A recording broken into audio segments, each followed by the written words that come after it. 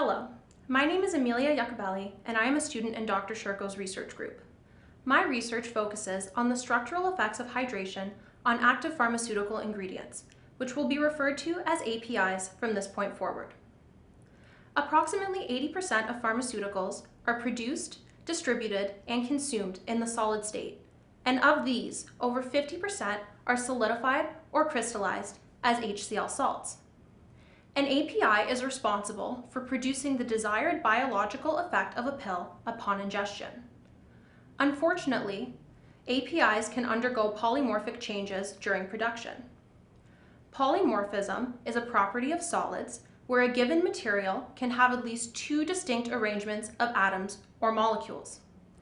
An API can also crystallize into pseudopolymorphic forms such as hydrates and solvates, which have distinct molecular properties and structures.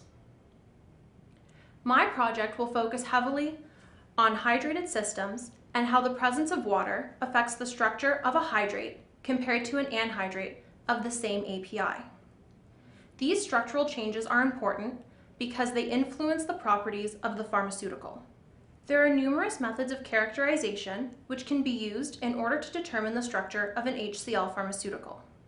I will be focusing on powder X-ray diffraction, which is known as PXRD, and solid-state NMR over the course of my project. PXRD provides initial information about the structure of an API by comparing experimental diffraction patterns to those simulated from the crystal structure. Chlorine solid-state NMR is also useful in determining structure and other interactions because it is very sensitive to small changes in the local environment. The proximity of water to chloride anions within the structure of an API will also affect the environment. In a hydrate, water frequently binds to chloride anions and changes the number of close proton chloride contacts.